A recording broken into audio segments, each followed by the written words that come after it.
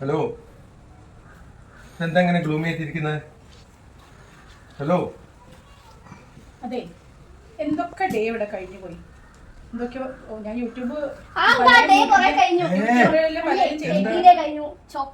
അല്ല ഞാനിവിടെ പറയുമ്പോ ഈ വക ഡേ ഒക്കെ കഴിഞ്ഞോട്ടെ. നീ ഇവിടെ നിരത്തുനിന്ന് പൊങ്ങിയില്ലല്ലോ, നിനക്ക് എങ്ങനെ ഈ ഡേ ഒക്കെ അറിയുന്നേ? ആണോ? എന്നാ നീ അങ്ങനെ കൂടുതൽ അറിയണ്ട കേട്ടോ. അപ്പൊ ഒരു റോസ് പോയിട്ട് ചെമ്പരത്തിപ്പൂ ചെമ്പരത്തിപ്പൂ എനിക്ക് തരേണ്ട കാര്യമില്ലല്ലോ, ചെവിട്ടില് സ്ഥിരമുള്ളതല്ലേ. ചോക്ലേറ്റ് ഡേ എന്ന് പറഞ്ഞ ഡേ കഴിഞ്ഞു. ഒരു നാരങ്ങ മിഠായി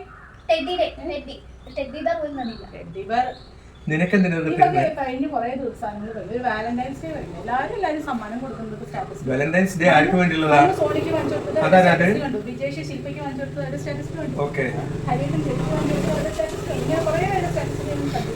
എനിക്ക് എന്തെങ്കിലും ഒരു നിനക്ക് ആ ഡെയിലി തന്നോണ്ടിരിക്കല്ലേ, പിന്നെ എന്തിനാ പ്രത്യേക ഡെയിലി തരുന്ന കാര്യം? അമ്മോ അതെ അതെ, നിനക്ക് ഡോൺ വറി സാരി ഒക്കെ വാങ്ങിച്ചുതരാം. സാരിയല്ല, നമ്മൾ എന്തെങ്കിലും സാധനം എല്ലാം വാങ്ങിച്ചുതരാം. International day for old persons. അന്ന് നിനക്ക് സാരി, സെറ്റ് സാരി, മുണ്ട്, പിന്നെന്താ വേണ്ടത്, എല്ലാം വാങ്ങിച്ചുതരാം. International day for old persons. അങ്ങനെ ഇപ്പൊ ഞാൻ ഓൾഡ് പേഴ്സൺസ് ഗണത്തിൽപ്പെട്ടില്ല. അങ്ങനെയാണെങ്കിൽ നമ്മളാരാണോ?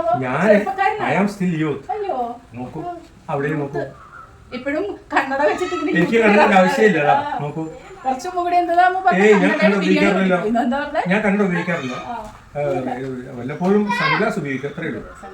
ഓക്കെ, ബുക്ക് വായിക്കാൻ ബുക്ക് എടുക്കണ്ട, ഇപ്പൊ കാണിച്ചത്. അവിടെ നിനക്ക് international day for old persons എന്ന് പറഞ്ഞാൽ പ്രായമായവരുടെ ദിനം വരാൻ വേണ്ടി പോകുന്നു.